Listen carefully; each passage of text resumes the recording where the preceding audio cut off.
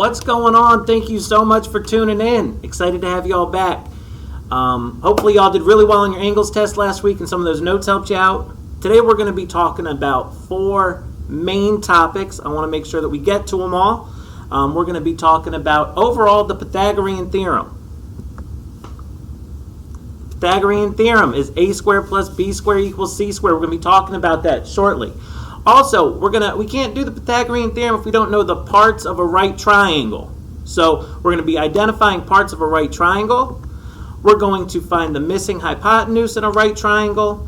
And lastly, we are going to find the missing leg of a right triangle. So we're excited to show you a little bit of this, and I'm going to get up to the board and start explaining it.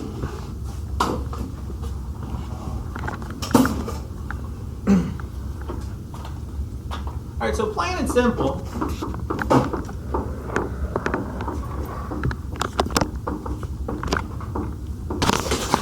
it is a squared plus b squared equals c squared. These letters right now don't mean anything to you. Once we start explaining the parts of a right triangle, it will start to make sense. So I'm going to draw a right triangle.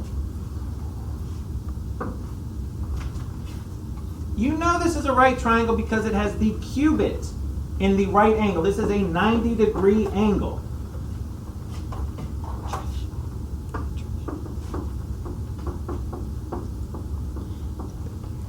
The side of the triangle directly across from the right angle is called the hypotenuse.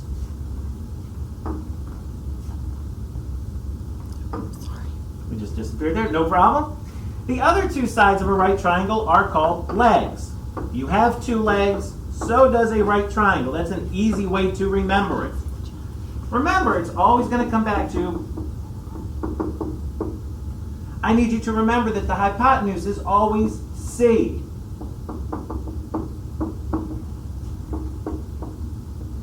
It is always C. Second thing you need to know, it is always directly across from the 90-degree angle. And that's shown here. And lastly, it is the longest side. C, the hypotenuse, it is the most important part of a right triangle always. Legs. Just A and B. The other sides.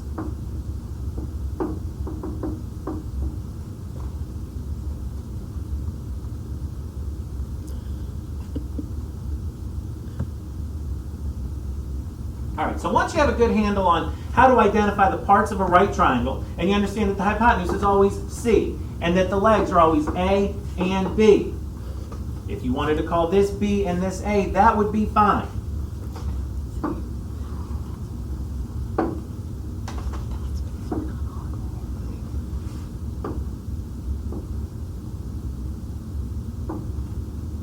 And I showed this is a pretty good review for most of my students. I showed them today. Pardon me. I showed them today. We need to be able to identify C, or the hypotenuse, every time on a right triangle. These 3 are all right triangles because they have cubits in the right angle of them. You know those are 90 degrees. Unfortunately, a lot of times kids think, oh man, that's not a right triangle, that's upside down. No, the right angle always points directly to the hypotenuse. So, this would be side C. Oh, pardon me. Oh, pardon me, yeah. This would be side C up here. And this would be side C right here. These are your hypotenuse because it is directly across from the right angle. All right. So now with that information, we can talk a little bit about the Pythagorean Theorem. A squared plus b squared equals c squared. So let's talk about finding a missing hypotenuse. If I told you that this was 10, and I told you that this was 20, you would be able to find this missing length. We'll call it C, because it is directly across from the right angle. So we talked about the legs being A and B. So let's just plug those numbers in. 20 squared plus 10 squared would equal C squared. 10 squared, or 20 squared, pardon me, is 400. Plus 10 squared is 100, and that equals C squared. So let's simplify it. 500 equals C squared. Now, we've talked about how to solve an equation. I don't want C squared. I want the square root of this. So, to take the square root, I need to use my radical. I now have C, and the square root of 500 is 22.4.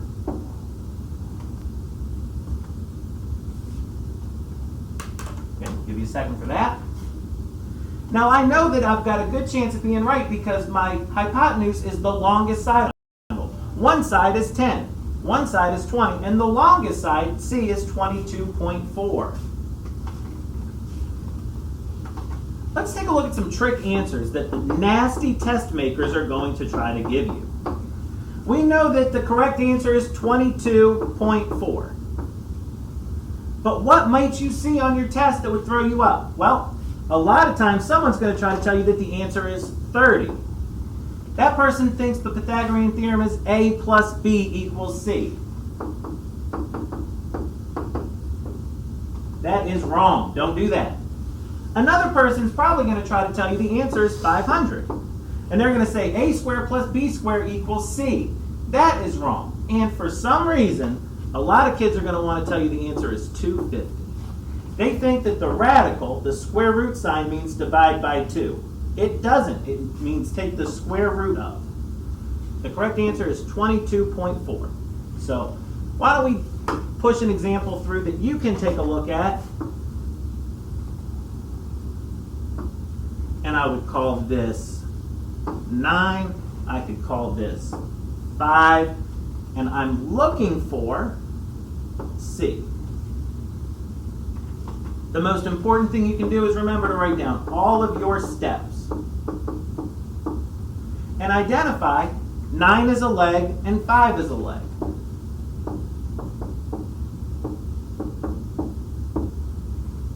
Once you've got that down, you need to expand.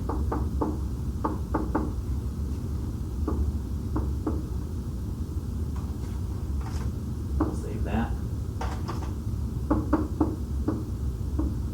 So this is 106 equals C squared. Remember, you don't want C squared. You want to take the square root of C.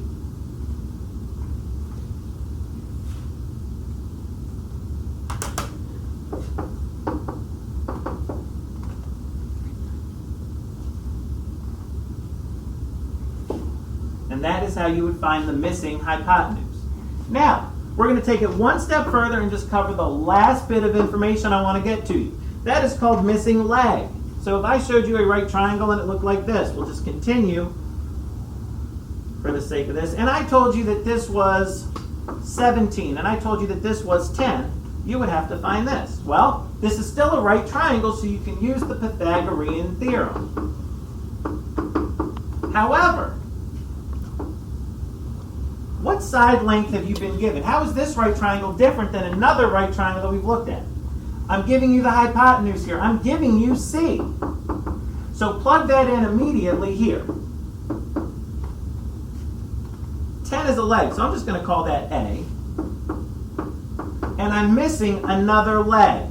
So I'm just going to call that B squared. It's the same principle. You expand it. 100 plus B squared equals 289. All right? Well, the additive inverse says I need to subtract 100 from both sides because by the time I'm done, I just want B. So I've got B squared equals 189. Remember, I don't want B squared. I just want B by itself. So I take the square root of both sides. And I know that that missing leg is 13.7. And I know that because 17 is the longest side, If my answer was longer than 17, I'd know I did something wrong. Now, common mistakes. We're going to just go through A, B, C, and D. We know the correct answer is 13.7. I'll put that at the top. A lot of people are going to put 189. That is wrong. They did not take the square root of both sides. They just left it alone. The number one biggest mistake people make on these kind of questions with missing leg is they just go into autopilot. And what I mean by that is they think this is a squared and this is b squared. They would have added 100 and 287 and got 387, and the square root is 19.7. That is wrong. And I could know that because 17 is my hypotenuse. It has to be the longest side. So make sure, if you're looking for a leg, that your hypotenuse is the longest. Your answer should not be. And another wrong answer, 189, they might say 94.5. Someone just dividing 189 by 2.